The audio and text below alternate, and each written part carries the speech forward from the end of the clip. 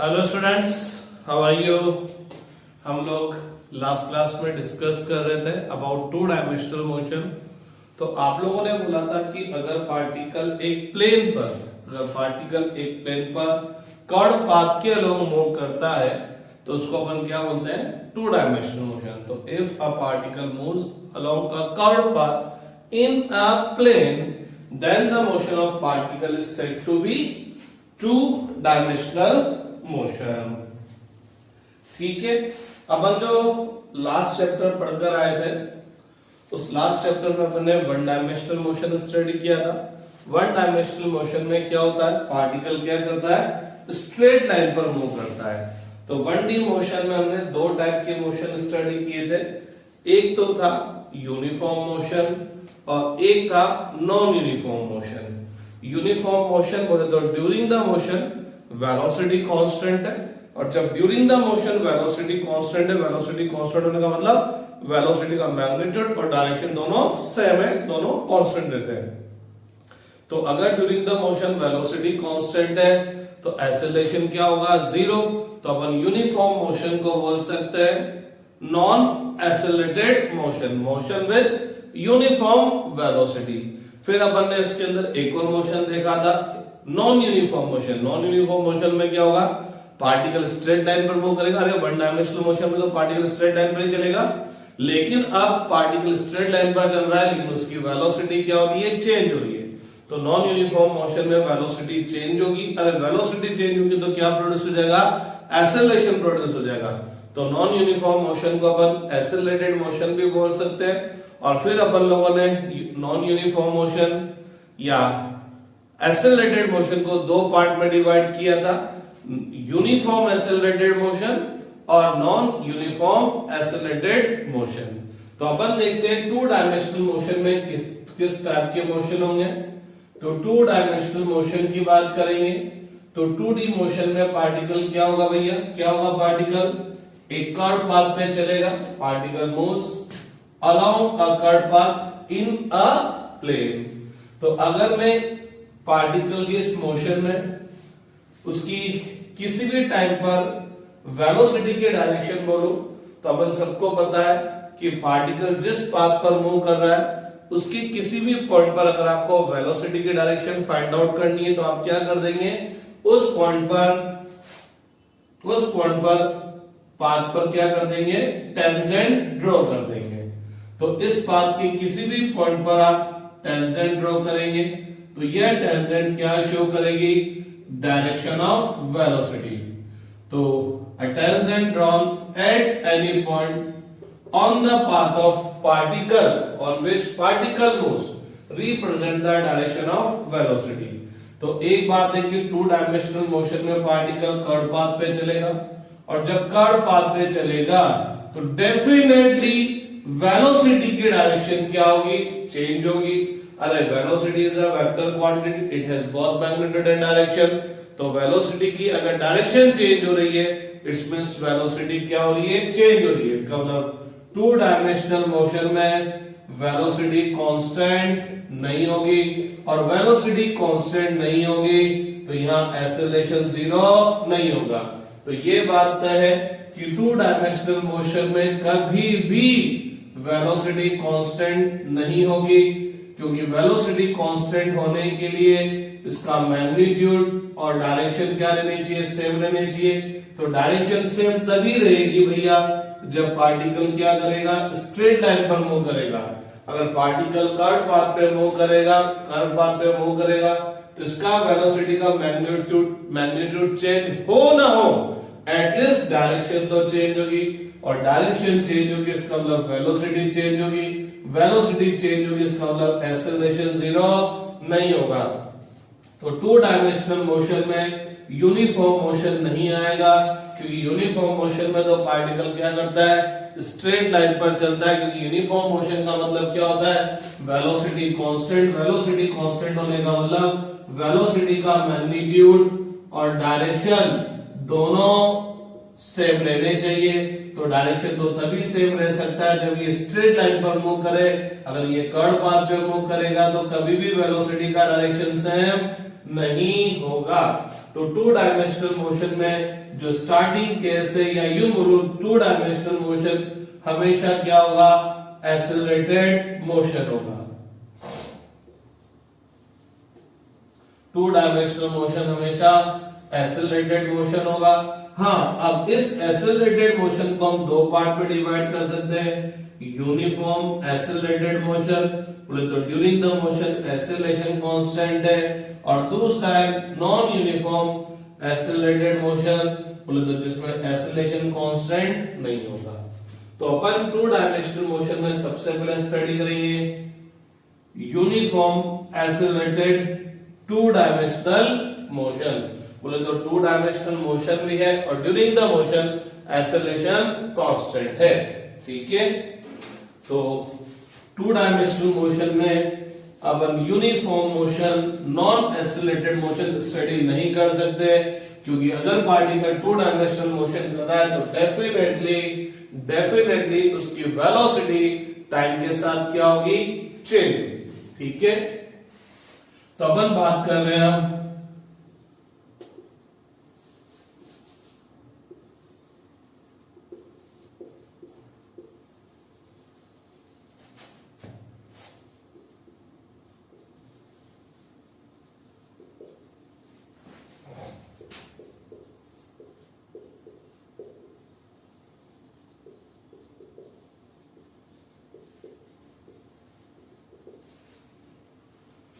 Uniformly accelerated two dimensional motion. तो late us suppose एक particle क्या कर रहा है, एक प्लेन पर एक कर्व पाथ के अलोंग मूव कर रहा है और पता लगता है ड्यूरिंग द मोशन इसका एक्सेलरेशन कांस्टेंट है। तो भैया एक प्लेन पर कर्व पाथ पे मूव कर रहा है तो टू डायमेंशनल मोशन है, और during the motion acceleration constant है बोले तो यूनिफॉर्मली एक्सेलरेटेड है। तो ये दोनों चीज हो गया uniformly accelerated two dimensional motion. Let us suppose at t equal to 0 बोले तो जब आपने टाइम काउंट करना स्टार्ट किया था इसकी वेलोसिटी कितनी है, u वेक्टर, तो इसको अपन इनिशियल वेलोसिटी बोल देंगे। तो पार्टिकल यहां से चलना शुरू किया, चलते पार्टिकल यहां पर पहुंचा आफ्टर टाइम t, और t सेकंड पर इसकी वेलोसिटी कितनी हो गई, v हो गई। ए इनिशियल पॉइंट बोल दो, बी फाइनल पॉइंट बोल दो। तो अगर ए से चलते चलते बी तक पहुंचा और ए से बी तक जाने में टाइम कितना लगा, t सेकंड लगा। तो इस t सेकंड में बोले तो ए से बी तक का टाइम इंटरवल कितना है, t। गौर फरमाइएगा, जब आपने ए से टाइम देखना शुरू किया तो इसको अपन t इक्वल टू t1 बोल दें। तो t इक्वल टू t1 कितना है, 0, क्योंकि यहां से टाइम काउंट करना स्टार्ट किया है। और जब यहां पर पहुंचे तो टोटल टाइम कितना हो गया, t। तो अपन ने बोला बी पॉइंट पर जो टाइम है t2 है वो कितना हो गया, t। तो a से b तक का टाइम कितना हुआ, t2 माइनस t1। t2 कितना है, t, t1 कितना है, 0, इसलिए t2 माइनस t1 कितना आ गया, t। बहुत सी बार बच्चों को मैं यूं बोलता हूं ना, a से b तक का टाइम इंटरवल t है, तो बच्चों को दिमाग में आता है टाइम इंटरवल में तो हमेशा क्या आएगा, डिफरेंस आएगा। तो भैया यहाँ डिफरेंस ही आ रहा है क्योंकि टाइम यहीं से काउंट करना स्टार्ट किया है। तो अगर यहां से यहां तक जाने में 10 मिनट लगा तो इन दोनों के बीच में टाइम इंटरवल 10 मिनट ही आएगा। सिंपल सी बात है। वो तो अपन t2 माइनस t1 तो तब बोलते रहेगा, यहां से चलते चलते यहां तक पहुंचने में 3 मिनट लगे, यहां तक 10 मिनट लगे, तो यहां से यहां तक का टाइम 10 माइनस 3। लेकिन जब आपकी स्टार्टिंग ही है तो स्टार्टिंग में टाइम ही 0 है तो 10 मिनट ही तो आएगा। तो बहुत से बच्चे सोचते हैं टाइम इंटरवल बोलूंगा तो t2 माइनस t1 या डेल्टा t बोलूंगा, तो वैसे भी ये t भी क्या है, डेल्टा t है, क्योंकि इनिशियल जो टाइम था जहां से मैंने टाइम काउंट करना, यहां से मैंने बात की है तो यहां से मैंने टाइम काउंट करना स्टार्ट किया था, तो इनिशियल जो टाइम था वो कितना था, 0। इसलिए जो b तक पहुंचने में लगा टाइम है वही इनके बीच का क्या हो जाएगा, टाइम इंटरवल हो जाएगा। ठीक है कि नहीं, बात क्लियर। तो भैया लोगों a से b तक का जो टाइम इंटरवल है वो कितना है, t सेकंड है, और इस t सेकंड के अंदर में पार्टिकल क्या कर लेता है, s डिस्प्लेसमेंट ट्रेवल कर लेता है। क्योंकि डिस्प्लेसमेंट क्या होगा, an arrow starting from the initial point towards the final point represent the displacement. तो अब अगर मेरे को क्या करना है, इस पार्टिकल की टी टाइम पर वेलोसिटी बतानी है, टी टाइम के अंदर मेरे को डिस्प्लेसमेंट बताना है, या एस डिस्प्लेसमेंट के बाद इसकी वेलोसिटी बतानी है। तो कुल मिलाकर मेरे को वेलोसिटी, डिस्प्लेसमेंट, टाइम, इनके बीच का रिलेशन देखना है। तो गजब की बात क्या है कि during the motion acceleration constant है। तो अपन last chapter one dimensional motion में ही स्टडी कर आ चुके हैं कि अगर during the motion acceleration constant है तो हम इस पार्टिकल का मोशन स्टडी करने के लिए कौन सी इक्वेशन ऑफ मोशन यूज कर सकते हैं? इक्वेशन ऑफ मोशन यूज कर सकते हैं। तो if acceleration is constant then you can say velocity after t time या velocity at t second v vector equal to u vector plus a vector t, displacement after t time s vector equal to u vector t plus half a vector t square, and velocity after traveling displacement s v vector dot v vector equal to u vector dot u vector plus 2a vector dot s vector. हम in equation of motion को तभी use कर सकते हैं जब during the motion acceleration constant हो। अब अगर मैं बात करूं तो v वेक्टर क्या है या v क्या है? Velocity after t second. तो अगर अपन a से b तक की बात करें तो a इनिशियल पॉइंट हो गया, b फाइनल पॉइंट हो गया। तो मैं इस v को बोल सकता हूं फाइनल वेलोसिटी। A से मैंने टाइम काउंट करना शुरू किया था तो A इनिशियल पॉइंट है तो ये इनिशियल वेलोसिटी और ये एक्सेलरेशन हो गया, और T क्या है? A से B तक जाने में लगा टाइम, बोले तो time interval between initial and final point. तो आप थोड़ा सा गौर फरमाएं। तो फाइनल जो वेलोसिटी है, वेलोसिटी आफ्टर T टाइम क्या है? U vector plus A vector T। इसका मतलब आपको फाइनल वेलोसिटी फाइंड आउट करने के लिए इन दोनों वेक्टर्स का आपको क्या करना पड़ेगा? एडिशन करना पड़ेगा। पता लगा टू डायमेंशनल मोशन में u वेक्टर और a वेक्टर का डायरेक्शन सेम नहीं होता। अगर u वेक्टर और a वेक्टर का डायरेक्शन सेम होता तो क्या होता? लेट अस सपोज देखना, ये u वेक्टर है और इसी डायरेक्शन में a वेक्टर कब आता? a वेक्टर कब आता है इसी डायरेक्शन में? अपन सब जानते हैं direction of force is the direction of acceleration. या मैं थोड़ा सा याद दिला दूं, वेलोसिटी कब चेंज होती है, एक्सेलरेशन कब प्रोड्यूस होता है? जब फोर्स लगता है। तो नो डाउट एक बात तय है कि एक्सेलरेटेड मोशन है तो फोर्स तो लगेगा ही लगेगा, तभी तक तो वेलोसिटी चेंज होगा। अब direction of force is the direction of acceleration. तो अगर मैं बोलता कि एक्सेलरेशन वेलोसिटी के डायरेक्शन में है तो direction of force is the direction of acceleration. इसका मतलब पार्टिकल पर फोर्स किस डायरेक्शन में लगेगा? वेलोसिटी के डायरेक्शन में। तो अगर फोर्स वेलोसिटी के डायरेक्शन में है तो क्या ये पार्टिकल कर्व पाथ पे मूव करेगा? क्या नहीं। फोर्स अगर वेलोसिटी के डायरेक्शन में तो ये पार्टिकल स्ट्रेट चलेगा, बोले तो वन डायमेंशनल मोशन होगा। अगर फोर्स या एक्सेलरेशन वेलोसिटी के अपोजिट डायरेक्शन में तो क्या ये फोर्स इसको कर्व पाथ पे मूव कराएगा? क्या घुमा देगा? क्या टेढ़ा मेढ़ा चलाएगा? क्या नहीं, ये अभी भी स्ट्रेट लाइन पर चलेगा। तो एक बात तय है कि अगर एक्सेलरेशन वेलोसिटी के डायरेक्शन में होता या उसके अपोजिट डायरेक्शन में होता तो पार्टिकल स्ट्रेट लाइन पर चलता। ये टू डायमेंशनल मोशन नहीं करेगा। ये टू डायमेंशनल मोशन पता है कब करेगा? ये वेलोसिटी का डायरेक्शन हो और जब फोर्स में इधर की तरफ ना हो, क्योंकि direction of force is the direction of acceleration. तो इस वेलोसिटी से ये सीधा जाना चाहेगा, इस फोर्स की वजह से ये इस साइड में जाना चाहेगा, इस डायरेक्शन में जाना चाहेगा। तो क्या होगा? ये ना तो सीधा जा पाएगा, नहीं इधर पूरा सीधा जा पाएगा, ये थोड़ा सा घूम जाएगा। इसका मतलब अगर इसको कर्व पाथ पे आपको मूव कराना है तो जो फोर्स लगेगा, जो ये एक्सेलरेशन प्रोड्यूस होगा वो वेलोसिटी के ना तो सेम डायरेक्शन में होगा, नहीं उसके अपोजिट डायरेक्शन में होगा। एक्सेलरेशन या फोर्स उससे कुछ एंगल पर होगा। तो एक बात तय है कि टू डायमेंशनल मोशन में u और a ना तो सेम डायरेक्शन में हो सकते हैं, नहीं अपोजिट डायरेक्शन में, क्योंकि सेम डायरेक्शन या अपोजिट डायरेक्शन में होते हैं तो वो वन डायमेंशनल मोशन होता।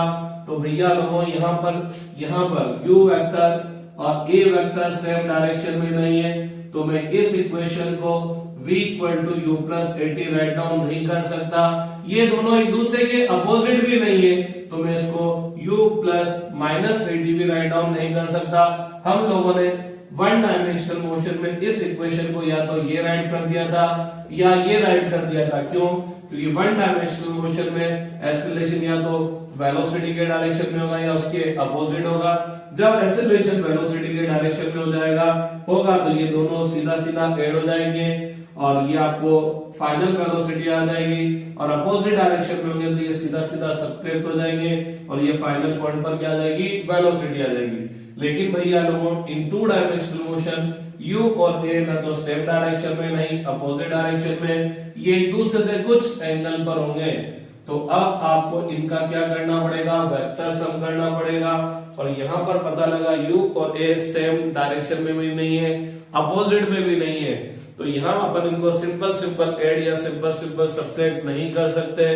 तो इनका वेक्टर एडिशन करने के लिए हम वेक्टर चैप्टर के अंदर तीन टाइप का एडिशन सीख कर आए कि हम वेक्टर्स को तीन तरह से ऐड कर सकते हैं, by graphical method, by mathematical method and by resolving method, by component method. तो मेरे को अगर क्या करना है, मैं अगर वेक्टर के हिसाब से बोलूं, मेरे को क्या करना है, u वेक्टर और a वेक्टर t के एडिशन का रिजल्टेंट वेक्टर फाइंड आउट करना है। बोले तो दो वेक्टर के एडिशन का रिजल्टेंट वेक्टर फाइंड आउट करना है, तो रिजोल्यूशन मेथड बोलता है तोड़ दो।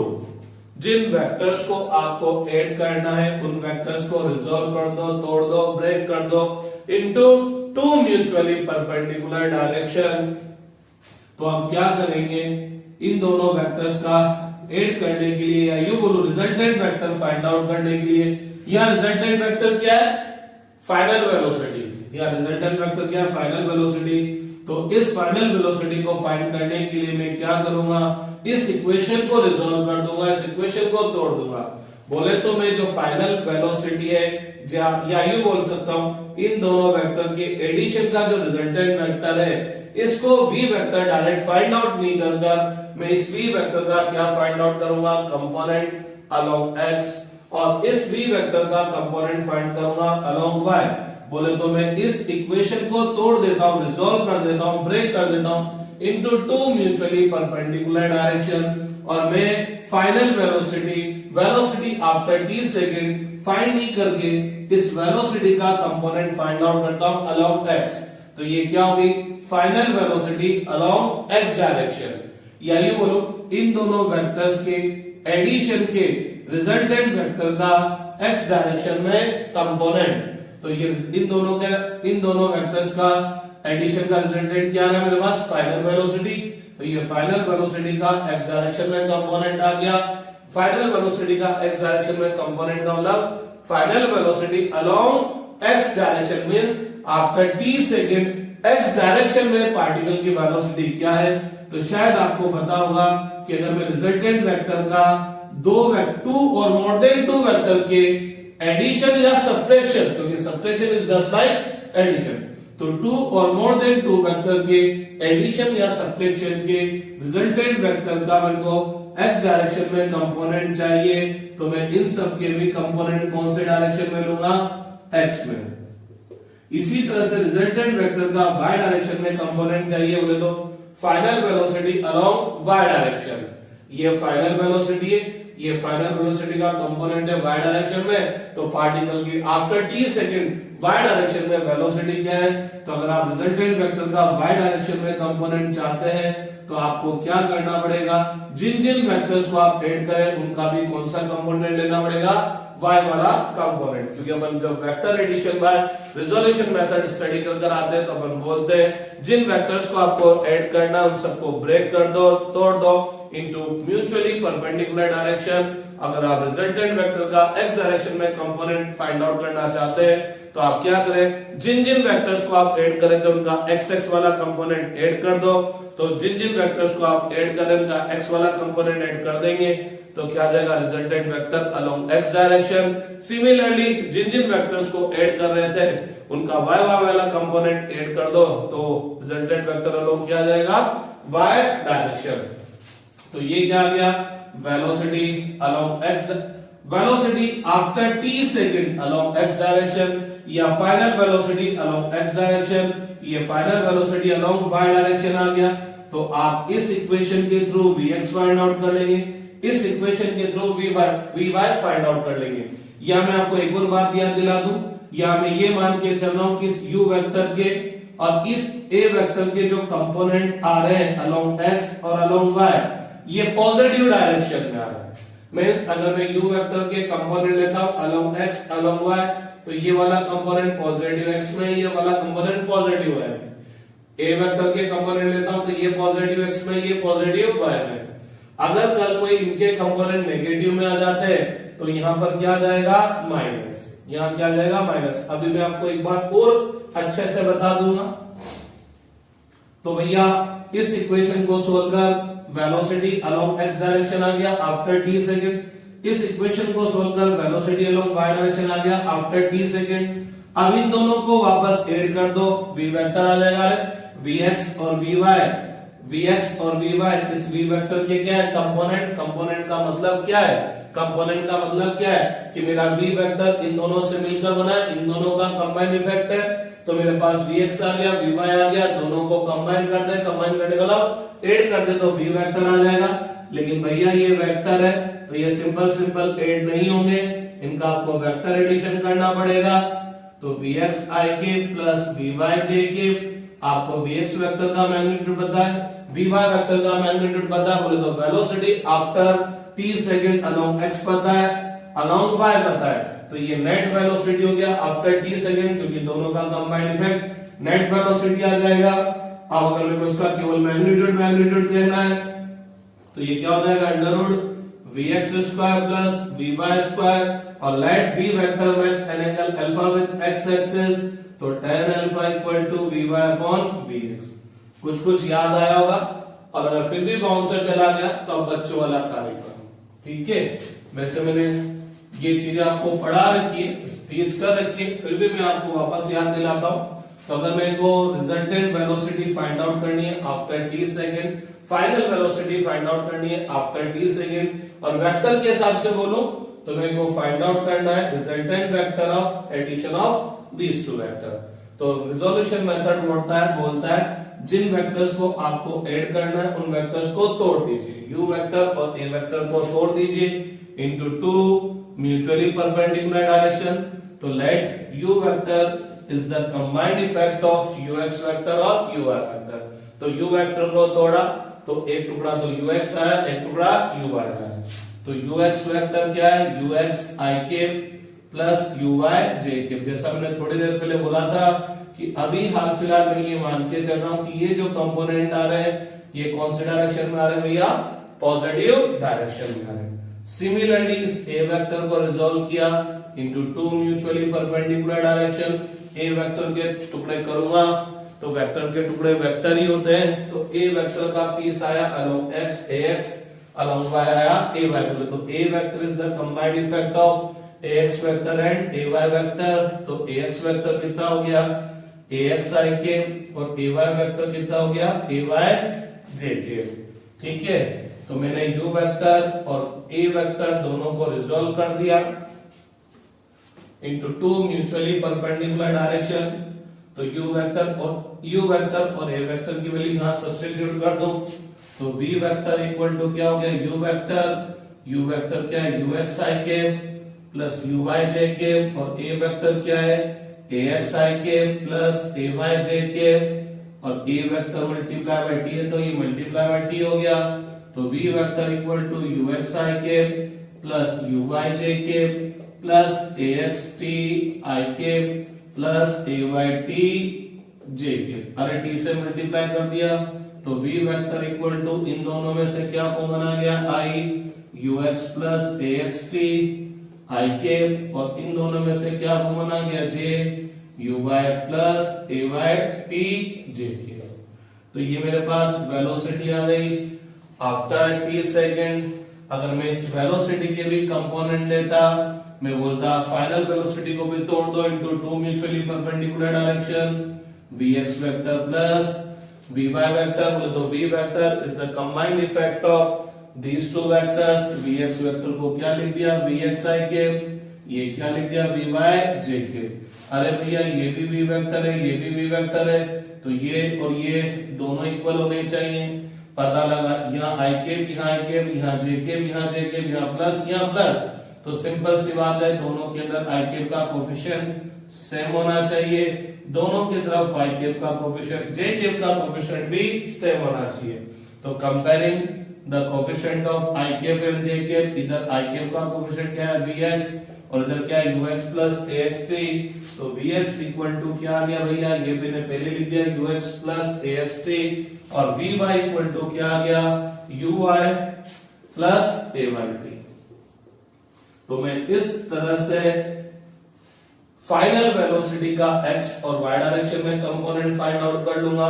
बेसिकली इस इक्वेशन को सोल्व करना थोड़ा सा टफ जॉब है, डायरेक्ट फाइनल वेलोसिटी निकालना थोड़ा टफ जॉब है। बोले तो इन दोनों वेक्टर्स का डायरेक्ट एडिशन फाइंड आउट करना थोड़ा सा टफ जॉब है।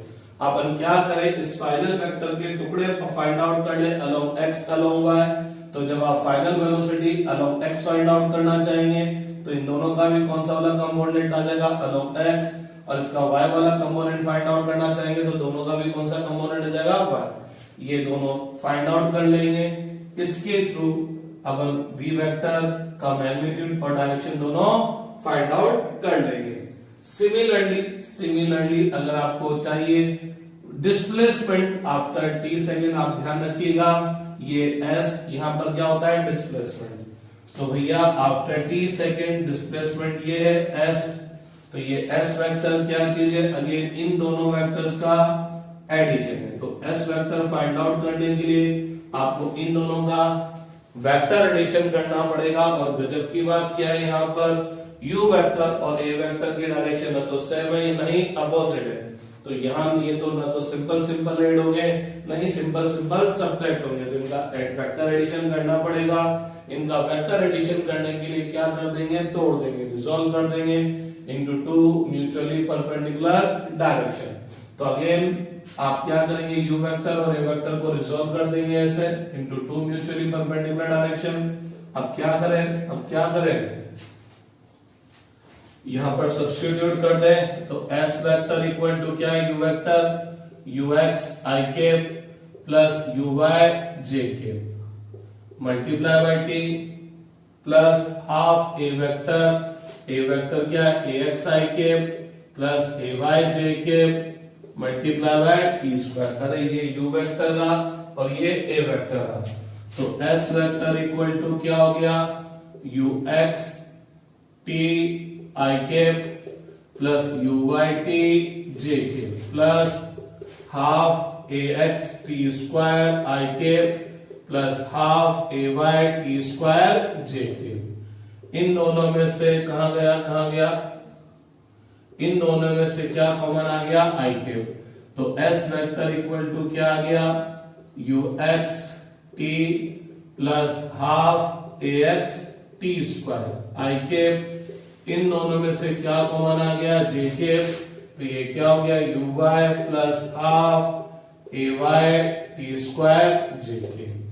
अब अगर अपन थोड़ा सा दिमाग लगाएं तो मैंने एक तरह से s वेक्टर को क्या कर दिया, इसके टू रेक्टेंगुलर कंपोनेंट्स में रिजॉल्व कर दिया या रिप्रेजेंट कर दिया, क्योंकि s वेक्टर इसका और इसका एडिशन है। ये क्या बताया, वेक्टर है जिसके डायरेक्शन x एक्सिस के लोग हैं, ये भी क्या बताया वेक्टर जिसके डायरेक्शन y एक्सिस के लोग हैं।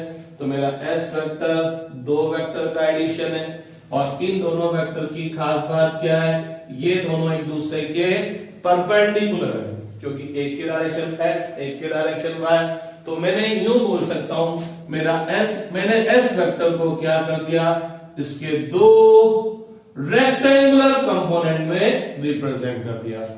अगर मैं इस s वेक्टर का x वाला x डायरेक्शन में जो कंपोनेंट देखना चाहूं वो ये है, और इस s वेक्टर का y डायरेक्शन में कंपोनेंट देखना चाहूं ये है, तो x डायरेक्शन में जो कंपोनेंट है उसका मैग्नीट्यूड कितना है ux plus half ax t square, और s वेक्टर का y डायरेक्शन में जो कंपोनेंट है उसका मैग्नीट्यूड कितना है uy plus half ay t square. तो अगर मैं s वेक्टर के x डायरेक्शन वाला जो कंपोनेंट है उसको sx से रिप्रेजेंट करूं, component of s vector along x direction sx से रिप्रेजेंट करेंगे, तो इस sx वेक्टर का जो मैग्नीट्यूड है वो कितना आएगा uxt plus half axt square, और इस s वेक्टर का y डायरेक्शन में जो कंपोनेंट है उसका मैग्नीट्यूड s वेक्टर के y डायरेक्शन के कंपोनेंट को अपन sy वेक्टर से रिप्रेजेंट करते हैं, तो इसका जो मैग्नीट्यूड आ गया वो कितना आएगा uyt, या t खा गया मैं,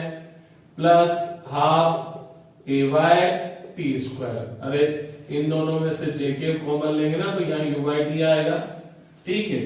तो ये हो गया डिस्प्लेसमेंट अलोंग x डायरेक्शन, ये हो गया डिस्प्लेसमेंट अलोंग y डायरेक्शन। तो वही वाली बात हुई, क्या बात हुई कि s वेक्टर बोले तो डिस्प्लेसमेंट इन t सेकंड, इन दोनों का वेक्टर एडिशन है।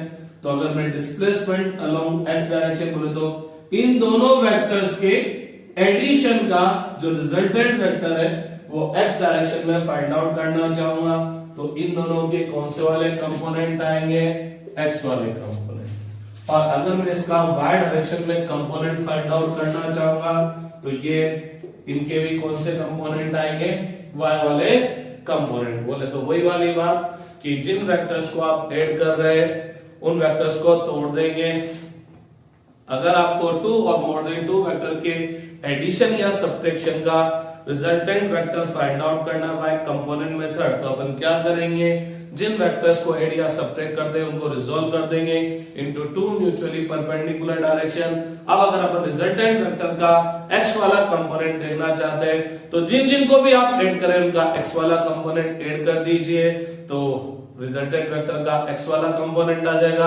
और रिजल्टेंट वेक्टर का y वाला कंपोनेंट कैसे ऑब्टेन करेंगे, जिनको भी आप ऐड करे थे उनका y वाला कंपोनेंट ऐड कर दीजिए, तो आपको रिजल्टेंट वेक्टर का x वाला कंपोनेंट आ जाएगा, रिजल्टेंट वेक्टर का y वाला कंपोनेंट आ जाएगा। तो इस तरह से आप क्या फाइंड आउट कर लेंगे, रिजल्टेंट वेक्टर आप फाइंड आउट कर लेंगे। मेरे को एस एक्स पता लग गया, ये रहा, एस वाई पता लग गया, ये रहा, तो एस वेक्टर का मैग्नीट्यूड क्या हो जाएगा, under root S X square plus S Y square. Similarly let us suppose S vector makes an angle beta with X axis, तो tan बीटा इक्वल टू क्या हो जाएगा, S Y upon S X. बहुत से बच्चों को हो सकता है बाउंसर चला गया हो, मैंने डायरेक्ट एस एक्स और एस वाई लिख दिए थे। अब थोड़ा बच्चों वाला कार्यक्रम में बोलता हूं, मैं बोलता अगर मैं इस रिजल्टेंट वेक्टर बोले तो डिस्प्लेसमेंट को तोड़ देता इनटू 2 म्यूचुअली परपेंडिकुलर डायरेक्शन, जैसे मैंने यहाँ तोड़ रखा है। अब इसको यहाँ ऊपर लिख देता हूं, S X vector plus S Y vector, S X vector I cap S Y J cap. अब आप इन दोनों को कंपेयर करते तो वही वाली बात होती कि भैया दोनों तरफ आई कैप का कोफिशिएंट सेम होना चाहिए, दोनों तरफ जे कैप का कोफिशिएंट सेम होना चाहिए, क्योंकि ये और ये इक्वल है। तो इधर आई कैप का कोफिशिएंट क्या है, एस एक्स, तो ये एस एक्स आ गया, इधर एस वाई, जे कैप का कंपोनेंट क्या है, एस वाई, तो ये एस वाई आ गया। अब तो अपन को एक बात और मैं आपको बताऊं, अब ये बार बार ऐसा अगर मैं लिखता हूं ना 3 आई कैप प्लस 4 जे कैप, तो आपको फटाफट समझ में आ जाना चाहिए ये क्या है, ax है और ये क्या है, ay, क्योंकि मैंने a वेक्टर को रिजॉल्व कर रिप्रेजेंट कर रखा है into its two rectangular component. बोले तो a vector is the addition of these two vectors, और ये दोनों एक दूसरे के परपेंडिकुलर। अरे पहली बात a वेक्टर इन दोनों का एडिशन है, बोले तो ये दोनों कंपोनेंट है वेक्टर के। अरे जिसका कंबाइंड इफेक्ट, जिसका एडिशन होता है वो कंपोनेंट ही तो होते हैं, और ये दोनों कंपोनेंट एक दूसरे के परपेंडिकुलर है। तो a वेक्टर के x वाले कंपोनेंट को अपन किससे रिप्रेजेंट करते हैं, ax से, तो ये एक तरह से क्या है, ax वेक्टर, और ये एक तरह से क्या है, ay वेक्टर। तो ax वेक्टर का मैग्नीट्यूड कितना हुआ 3, ay वेक्टर का मैग्नीट्यूड कितना हुआ 4। ये अब आपको थोड़ा फास्ट में देखना आना चाहिए। तो s वेक्टर इन दोनों का एडिशन है, बोले तो ये दोनों s वेक्टर के कंपोनेंट है, ये हुआ अलोंग x, ये अलोंग y, तो एस वेक्टर का एक्स डायरेक्शन में जो कंपोनेंट आया वो कितना है ux plus half axt square. S vector के एक्स डायरेक्शन के कंपोनेंट को अपन एस एक्स से रिप्रेजेंट करते हैं, तो ये एस एक्स का मैग्नीट्यूड हो गया और ये एस वाई का। सिमिलरली अगर मैं यहां पर आता तो v वेक्टर इक्वल टू आएगा ux प्लस axt i के plus uy plus ayt j के। बोले तो एक तरह से ये v वेक्टर का x वाला कंपोनेंट vx वेक्टर, ये vy वेक्टर, तो ये vx वेक्टर का जो मैग्नीट्यूड आया वो कितना है ux प्लस axt, ये vy वेक्टर का जो मैग्नीट्यूड आया uy प्लस ayt। शॉर्टकट बात क्या है कि ये और ये इन दोनों वेक्टर्स का वेक्टर सम है, तो अपन रिजल्टेंट वेक्टर का फाइंड आउट करने के लिए इसको क्या कर देते हैं, रिजॉल्व कर देते हैं, तोड़ देते हैं, ब्रेक करते हैं into two mutually perpendicular direction. इसका x वाला कंपोनेंट चाहिए तो इन दोनों के भी x वाले कंपोनेंट, y वाला कंपोनेंट चाहिए तो इन दोनों के y वाले कंपोनेंट, इन दोनों इसका x और y वाला कंपोनेंट फाइंड आउट कर लेंगे। फिर इसके थ्रू अपन क्या फाइंड आउट कर लेंगे, net velocity, final velocity. Similarly s vector is the addition of these two vector, तो इसका मैग्नीट्यूड फाइंड आउट करने के लिए क्या करेंगे, इसको इस वेक्टर को फाइंड आउट करने के लिए रिजॉल्व कर देंगे। डिस्प्लेसमेंट का कंपोनेंट फाइंड आउट कर लेंगे अलोंग x अलोंग y।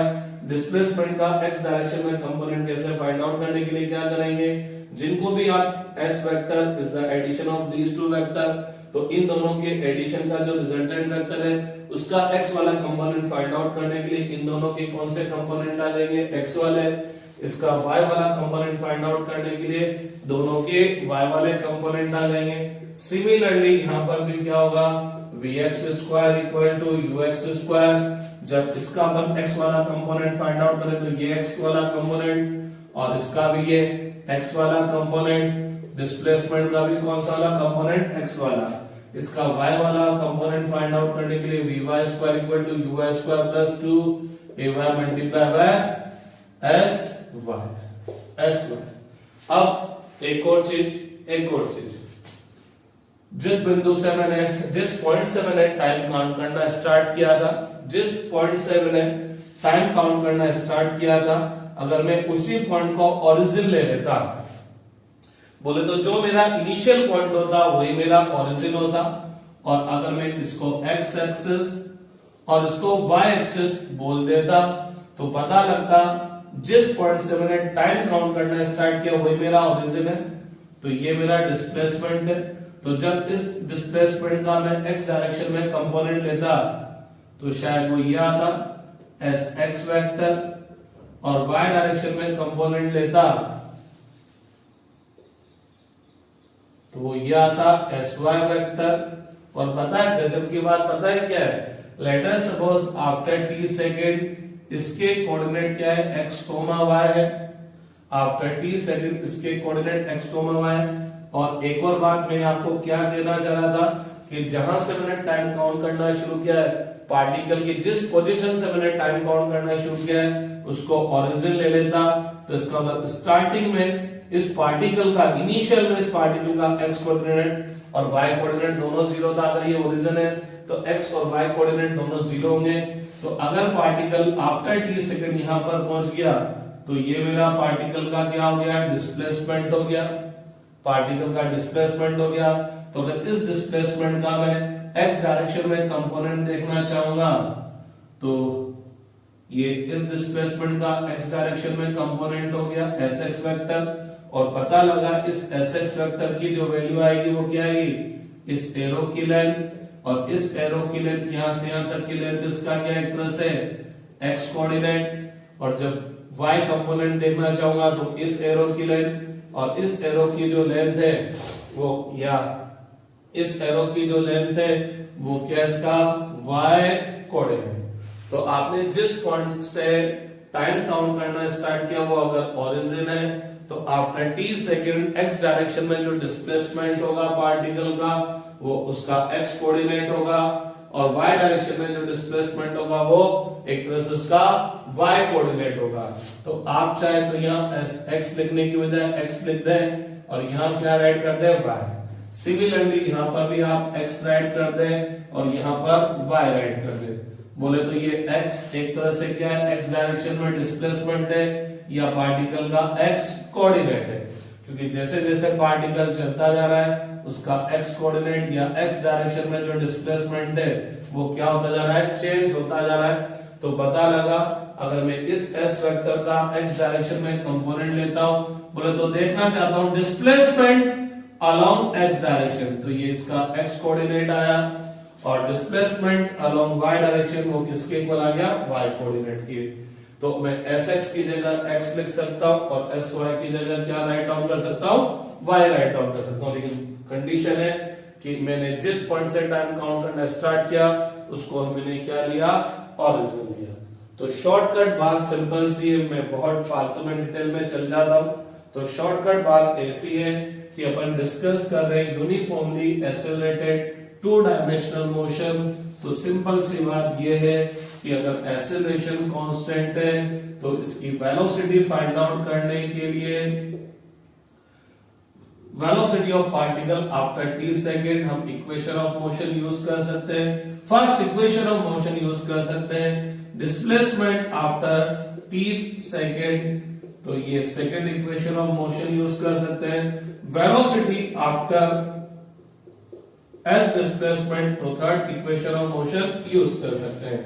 अब आपने बोला कि टू डायमेंशनल मोशन में u और a का डायरेक्शन सेम नहीं है, तो हम क्या करेंगे, v वेक्टर फाइंड आउट करने से पहले, velocity after t second find out करने से पहले हम वेलोसिटी के कंपोनेंट फाइंड आउट करेंगे अलोंग x अलोंग y।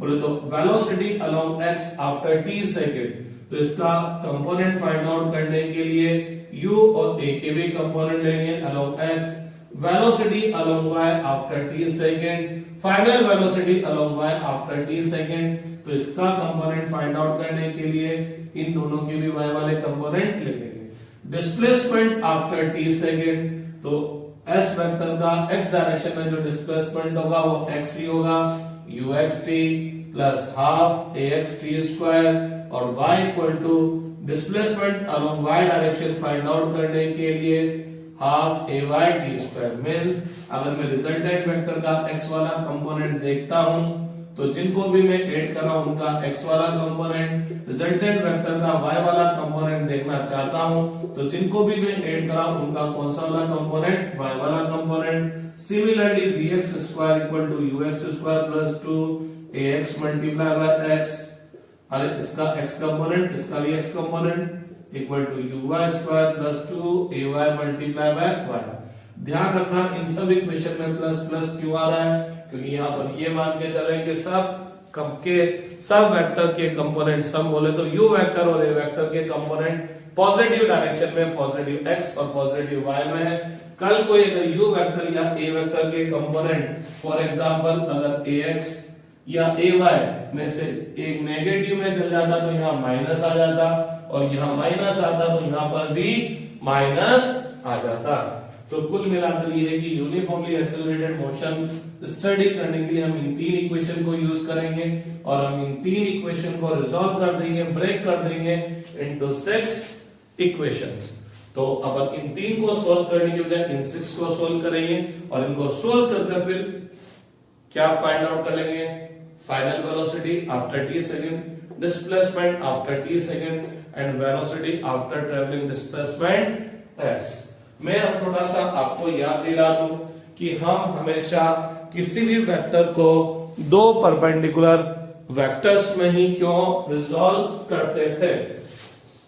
तो मैं थोड़ा सा आपको एक फटाफट क्विक रिव्यू आपको दे दूं कि मैं अगर ब्रेक कर रहा हूं, रिजॉल्व कर रहा हूं, तोड़ रहा हूं किसी भी वेक्टर को, वो दो परपेंडिकुलर में ही क्यों तोड़ता हूं, उसके पीछे क्या रीजन है।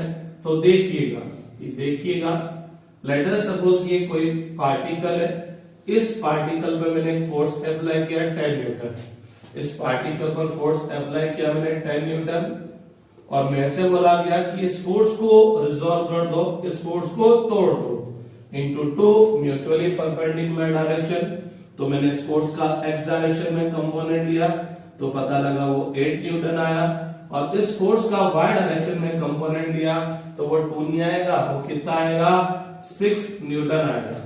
तो जैसे मैंने इस फोर्स को तोड़ा तो इसका ब्रेक कर दिया, टूट गया तो बचा ही नहीं, तो इसके दो कंपोनेंट आ गए along x along y, x direction में कंपोनेंट आया 8 और y डायरेक्शन में कंपोनेंट आया 6। इसका मतलब पता है क्या है कि मेरा ये फोर्स इन दोनों फोर्सेस का कंबाइंड इफेक्ट है। इसका मतलब ये क्या है, इसका मतलब ये कि आप इस पार्टिकल पर अकेला 10 न्यूटन फोर्स इस डायरेक्शन में लगाओ या इस पार्टिकल पर दो फोर्स लगाओ, 8 न्यूटन अलोंग x और 6 न्यूटन अलोंग y, तो आप इस तरह से पार्टिकल पर अकेला ये फोर्स लगाओ या पार्टिकल पर ये दो फोर्स लगाओ, पार्टिकल का मोशन जिस टाइप से यहां पर होगा सेम उसी टाइप से पार्टिकल यहां पर मूव करेगा, क्योंकि इन दोनों का कंबाइंड इफेक्ट 10 न्यूटन ही तो आ रहा है।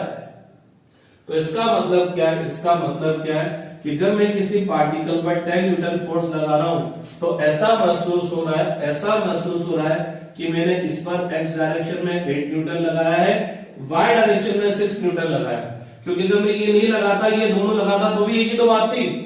तो इसका मतलब क्या हुआ कि आपने फोर्स लगाया 10 न्यूटन इस डायरेक्शन में, तो ऐसा फील हो रहा है, ऐसा महसूस हो रहा है कि आपने इधर नहीं लगाया फोर्स, आपने दो फोर्स लगाया, एक तो लगाया x डायरेक्शन में 8 न्यूटन का और y डायरेक्शन में लगाया 6 न्यूटन का।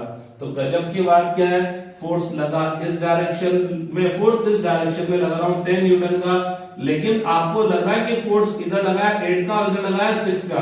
तो इसका मतलब क्या है कि अगर मैं इस 10 न्यूटन का इस डायरेक्शन में कंपोनेंट निकालता हूं 8 आता है, तो ये 8 एक तरह से क्या है, इस फोर्स का इस डायरेक्शन में इफेक्ट, फोर्स का अपने जब इस डायरेक्शन में कंपोनेंट आया ना 8 न्यूटन, तो इसका मतलब एक तरह से क्या है, इस फोर्स बोले तो वेक्टर का इस डायरेक्शन में इफेक्ट मींस ऐसा महसूस हो रहा है, ऐसा फील हो रहा है कि जब आपने फोर्स चाहे 10 न्यूटन इधर लगाया है, लेकिन ऐसा लग रहा है कि इस डायरेक्शन में कितना लग रहा है फोर्स 8 न्यूटन।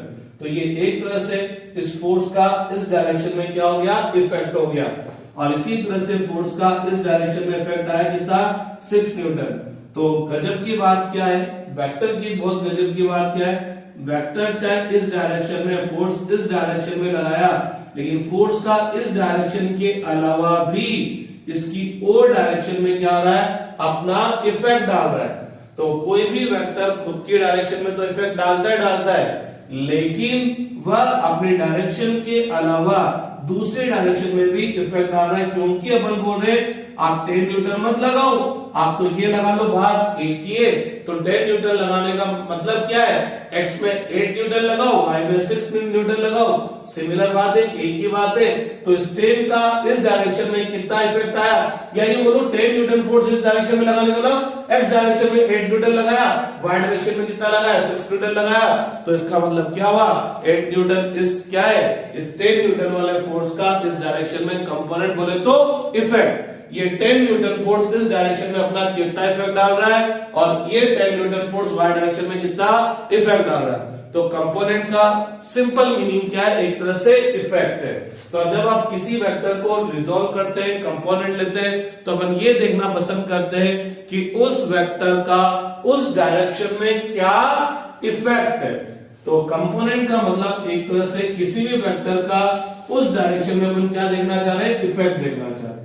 तो गौर फरमाइएगा, ये ए वेक्टर है जो कि x के साथ थीटा एंगल फॉर्म करता है। तो अगर मैं इस ए वेक्टर का x डायरेक्शन में कंपोनेंट देखना चाह रहा हूं, तो मैं ये देखना चाह रहा हूं कि इस ए वेक्टर का इस डायरेक्शन में कितना इफेक्ट है। ये ए वेक्टर x डायरेक्शन में अपना कितना प्रभाव, कितना इफेक्ट डालेगा, और वो कितना इफेक्ट डालेगा, a cos थीटा।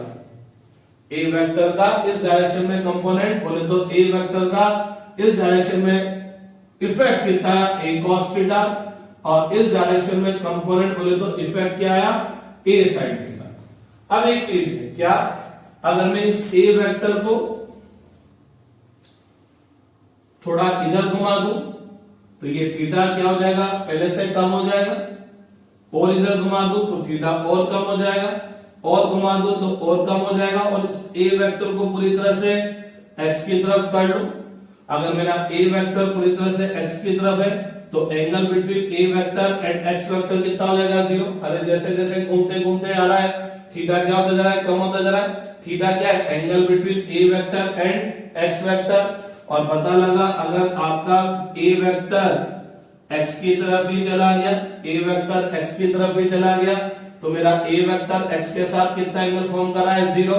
तो ए वेक्टर का x डायरेक्शन में कंपोनेंट बोले तो इफेक्ट कि ए वेक्टर x डायरेक्शन में कितना अपना इफेक्ट डाल रहा है, तो कितना आएगा a cos 0 और component of A vector along y direction, तो ay क्या आएगा a sin 0। ए वेक्टर का जिस एक्सिस के साथ एंगल देखते हो उस तरफ तो cos और उसके परपेंडिकुलर में sin। तो पता लगा ए वेक्टर x डायरेक्शन में, तो ए वेक्टर का x डायरेक्शन में कंपोनेंट इफेक्ट a cos 0 की वैल्यू कितनी आई 1, तो कितना आ गया a, और component of A vector along y बोले तो effect of A vector along y कितना a sin 0 की वैल्यू 0। तो पता लगा, क्या पता लगा, अगर मेरा ए वेक्टर x डायरेक्शन में है और मैं ए वेक्टर का x डायरेक्शन में ही कंपोनेंट लेना चाहता हूं, तो पता लगता है किसी भी ए वेक्टर का x डायरेक्शन में ही कंपोनेंट लेना चाहता हूं, तो ए वेक्टर का x डायरेक्शन में कंपोनेंट कितना है a, x डायरेक्शन का मतलब ए वेक्टर की डायरेक्शन में, क्योंकि ए वेक्टर x डायरेक्शन में ही है, तो एक तरह से ये a वेक्टर का खुद की डायरेक्शन में कंपोनेंट आ गया। तो a वेक्टर का खुद की डायरेक्शन में, क्योंकि a x की तरफ ही है, खुद की डायरेक्शन में कंपोनेंट a का है, तो भैया सिंपल सी बात है, किसी भी वेक्टर का खुद की डायरेक्शन में कंपोनेंट बोले तो इफेक्ट, तो जब किसी वेक्टर का उसी की डायरेक्शन में इफेक्ट देखोगे तो क्या आएगा सेम टू सेम, बोले तो उसी वेक्टर के मैग्नीट्यूड के इक्वल आएगा। लेकिन a वेक्टर का जब मैंने y डायरेक्शन में कंपोनेंट देखा, a वेक्टर किसकी तरफ है x की तरफ, और दुनिया जानती है y और x परपेंडिकुलर, तो चूंकि a x की तरफ x और y परपेंडिकुलर, तो a वेक्टर और y वेक्टर भी परपेंडिकुलर हो गए।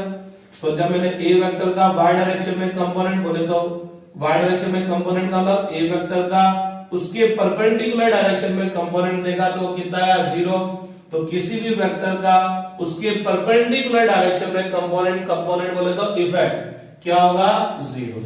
ठीक है, तो किसी भी वेक्टर का खुद की डायरेक्शन में तो कंपोनेंट वो का वही होता है, कंपोनेंट बोले तो इफेक्ट वो का वही होता है, लेकिन उसके परपेंडिकुलर डायरेक्शन में उसका इफेक्ट क्या हो जाता है 0 हो जाता है। इसी तरह से अगर आपका ए वेक्टर y डायरेक्शन में होता, ए वेक्टर y डायरेक्शन में होता, तो भैया x से कितना एंगल फॉर्म कर रहा है ये 90, तो अगर मैं ए वेक्टर का x की तरफ कंपोनेंट देखता तो ये कितना था a cos 90, जिससे एंगल देखते हैं उसकी तरफ कंपोनेंट cos वाला, और इसके परपेंडिकुलर डायरेक्शन में कंपोनेंट sin वाला। कंपोनेंट तो याद आता होगा, cos 90 की वैल्यू 0, sin 90 की वैल्यू a।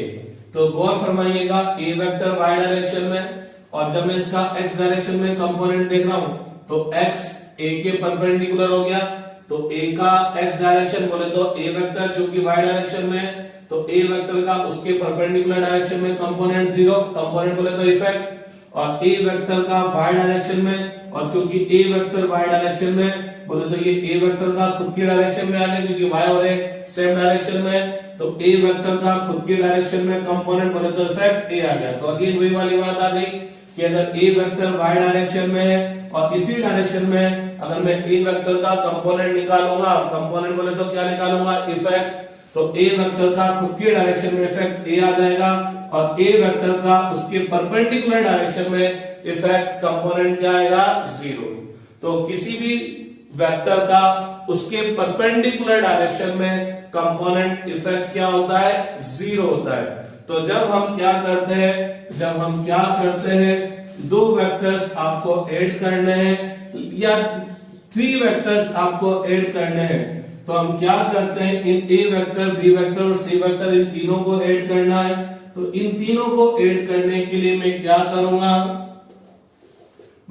करूंगा कि इसको दो परपेंडिकुलर वेक्टर्स पर रिजॉल्व कर दूंगा। चलो अभी हटो, आपने क्या करा, ये a वेक्टर था, इसको रिजॉल्व किया इनटू 2 परपेंडिकुलर कंपोनेंट्स।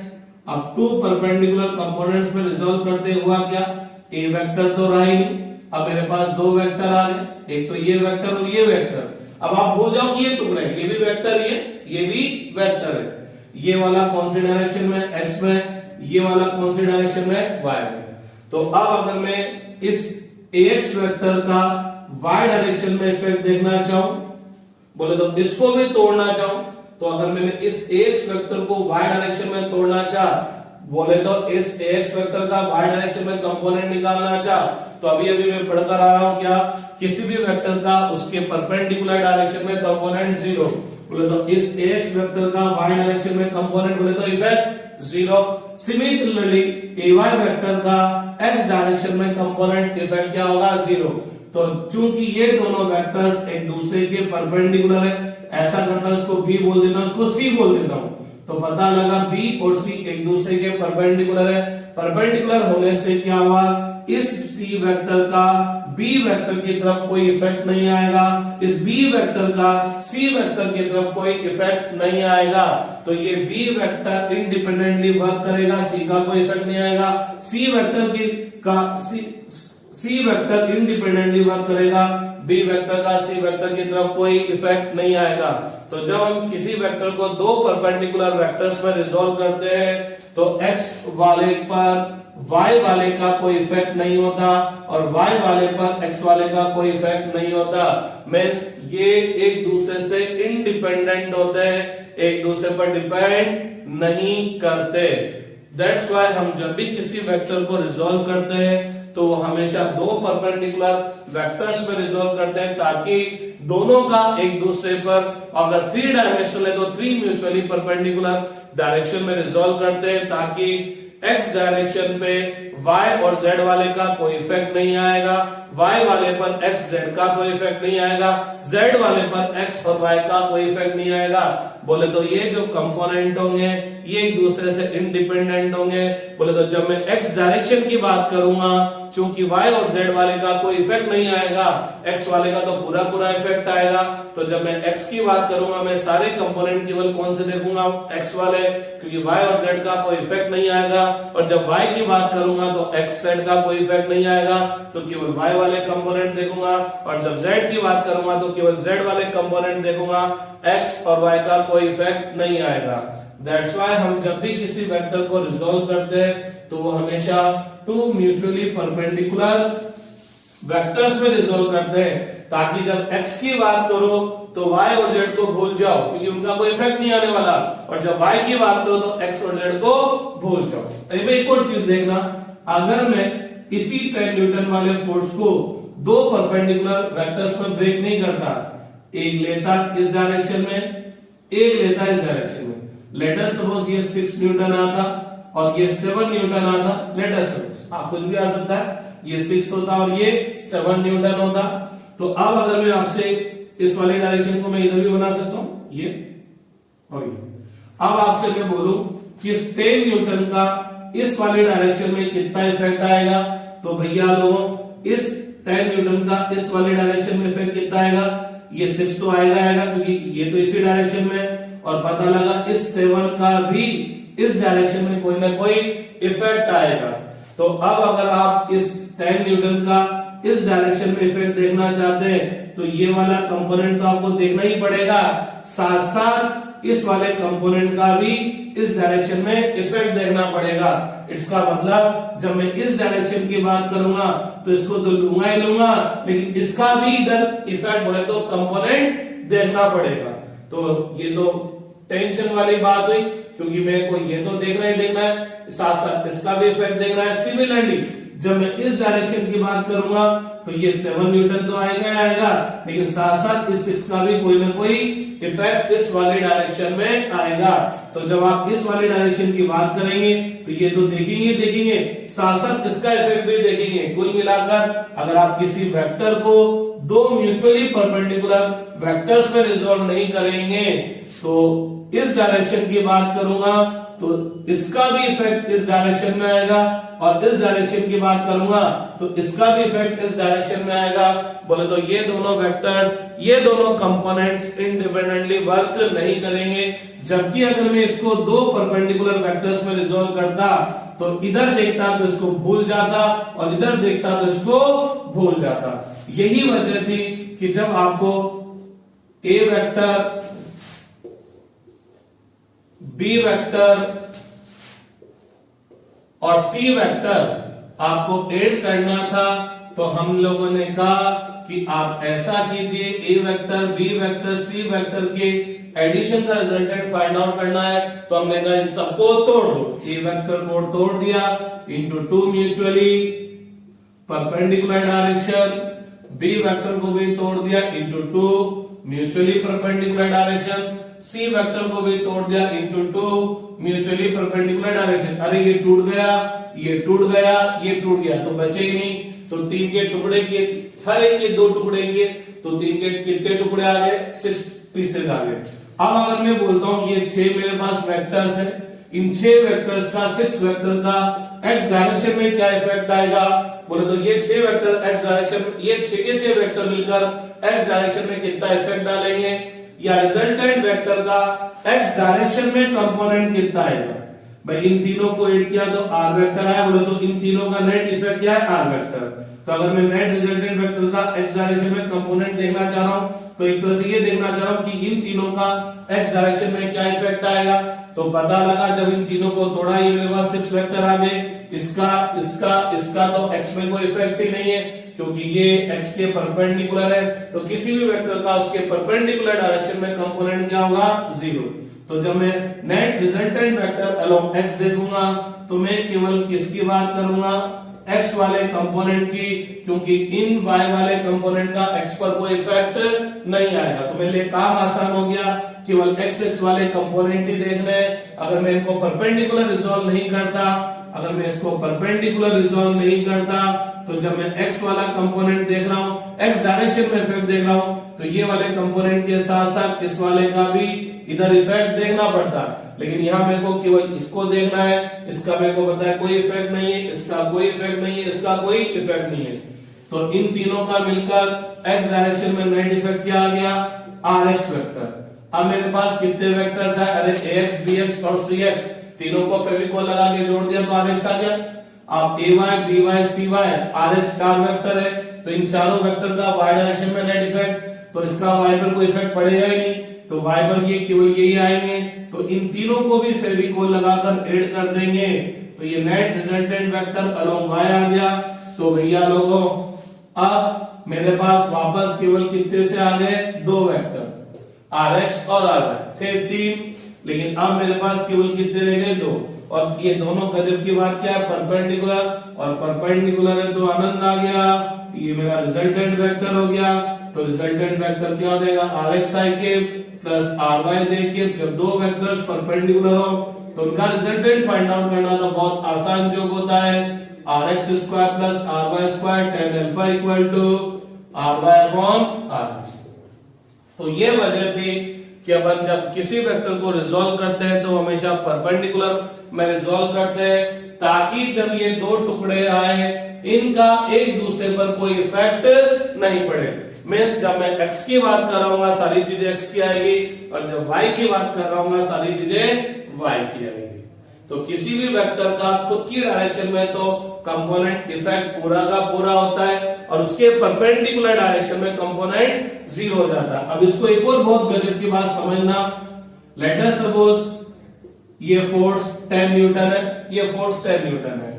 अब अगर मैं आपसे इस डायरेक्शन में फोर्स बोलूं तो पहली बात पता लगेगा कि अपन सोचेंगे कि यार इस डायरेक्शन में तो फोर्स लग ही नहीं रहा, लेकिन फोर्स बोले तो वेक्टर की एक खास बात है, वेक्टर चाहे इस डायरेक्शन में है, लेकिन इस वेक्टर का इस डायरेक्शन में कोई ना कोई इफेक्ट, कोई ना कोई कंपोनेंट आएगा ऐसे ही।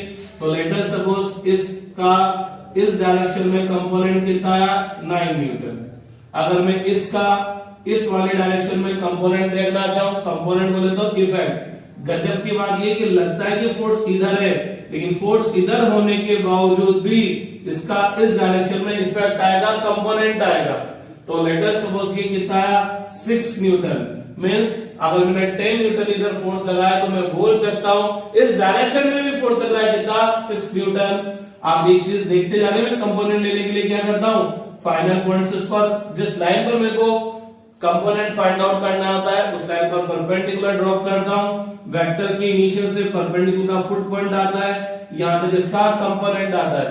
तो साफ साफ दिख रहा है इस वाली डायरेक्शन में इस वेक्टर का जो कंपोनेंट है बोले तो इसका इस डायरेक्शन में इफेक्ट ज्यादा आ रहा है, ये लाइन बड़ी आ रही है और ये लाइन छोटी आ रही है। और अगर मैं इस वेक्टर का इस वाली डायरेक्शन में इफेक्ट देखता तो शायद इफेक्ट और कम हो जाता।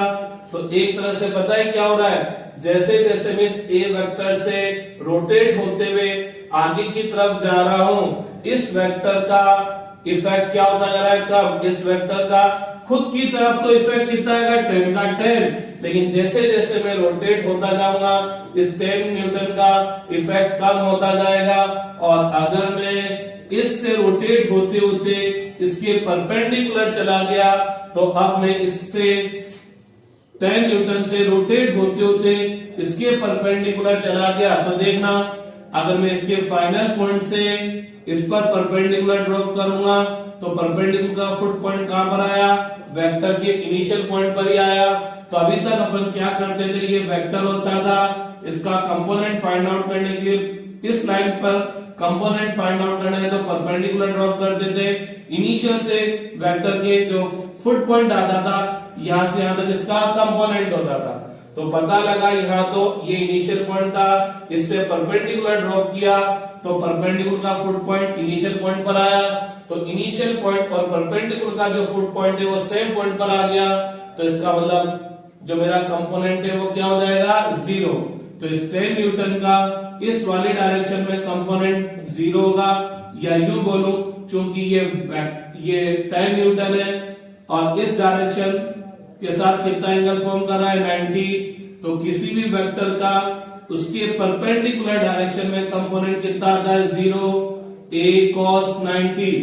वेक्टर का जिस डायरेक्शन से के साथ एंगल देख रहे उस तरफ कंपोनेंट कौन सा वाला जाता है, cos, और cos 90 की वैल्यू कितनी हो गई, 0।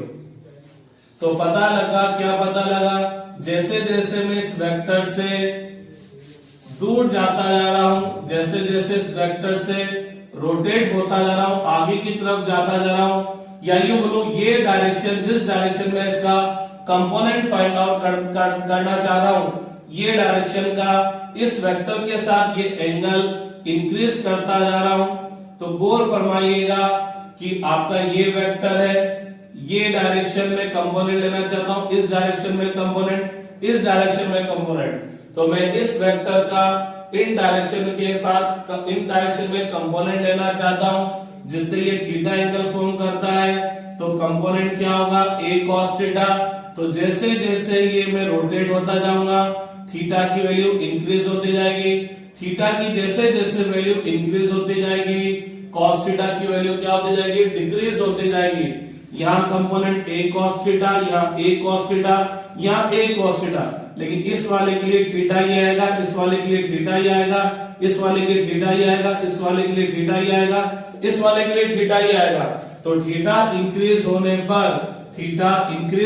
पर cos की वैल्यू क्या होती है, डिक्रीज होती है, क्योंकि cos 0 डिग्री 1 होता है, cos 30 डिग्री √3/2 होता है, cos 45 डिग्री 1/√2 होता है, cos 60 डिग्री 1/2 होता है। √3/2 को लमसम 0.8 के आसपास बोल सकते हैं, ये 0.7 के आसपास, ये 0.5 के आसपास, और 90 डिग्री पर 0। तो क्या होगा, जैसे जैसे मैं इस वेक्टर से दूर जाता जाऊंगा वेक्टर का इन डायरेक्शन में कंपोनेंट डिक्रीज होता जाएगा और फाइनल या यूं बोलूं परपेंडिकुलर डायरेक्शन में डिक्रीज होते होते कंपोनेंट 0 हो जाएगा। तो वेक्टर की एक बहुत जबरदस्त बात है कि वेक्टर का खुद की डायरेक्शन में तो इफेक्ट आएगा ही ना। अगर मैं बोलूं इस डायरेक्शन में 10 न्यूटन फोर्स लग रहा है तो बताओ इस डायरेक्शन में कितना लग रहा है, फोर्स 10 न्यूटन। ये तो हर कोई बच्चा बता देगा, लेकिन कंफ्यूजन तब होता है कि जब मैं ये बोलूं कि फोर्स 10 न्यूटन इधर है, बताओ इस डायरेक्शन में फोर्स, तो दिमाग खराब हो जाता है। बच्चा बोलता है सर इस डायरेक्शन में तो फोर्स कहां लग रहा। यही गजब की बात है कि फोर्स शायद इस डायरेक्शन में लग रहा है, लेकिन फोर्स का इस डायरेक्शन में कंपोनेंट आया, बोले तो इसका इफेक्ट आया। मींस मैं बोल सकता हूं अगर ये मान लो 30 डिग्री है तो इस डायरेक्शन में फोर्स कितना लग रहा है, कितना लग रहा है, 5 न्यूटन। तो फोर्स इस डायरेक्शन में लगने के बावजूद भी फोर्स का इस डायरेक्शन में इफेक्ट आएगा, इधर इफेक्ट आएगा, इधर इफेक्ट आएगा, लेकिन परपेंडिकुलर इफेक्ट नहीं आएगा। तो जब अपन किसी वेक्टर को दो परपेंडिकुलर कंपोनेंट्स में रिजोल्व करते हैं तो इसका इधर कोई इफेक्ट नहीं, इसका इधर कोई इफेक्ट नहीं, तो ये दोनों एक दूसरे से इंडिपेंडेंट वर्क करते हैं। लेकिन अगर मैं इस वेक्टर को इधर इसमें और इसमें रिजोल्व करता तो जब मैं इधर की बात करता, बताओ नेट फोर्स इधर कितना आएगा इधर, तो ये तो इसका तो पूरा का पूरा इफेक्ट आएगा, लेकिन इसका भी इफेक्ट मेरे को इधर देखना पड़ेगा, क्योंकि किसी भी वेक्टर का उसके अलावा दूसरी डायरेक्शन में भी क्या जाता है, इफेक्ट आ जाता है। तो मैं जब इसकी बात करूंगा तो ये तो देखूंगा ही देखूंगा, ये और देखना पड़ेगा। तो यहां दोनों कंपोनेंट इंडिपेंडेंट वर्क नहीं करेंगे, लेकिन यहां दोनों कंपोनेंट इंडिपेंडेंट वर्क करेंगे। तो उम्मीद है थोड़ा थोड़ा आपको समझ आया होगा।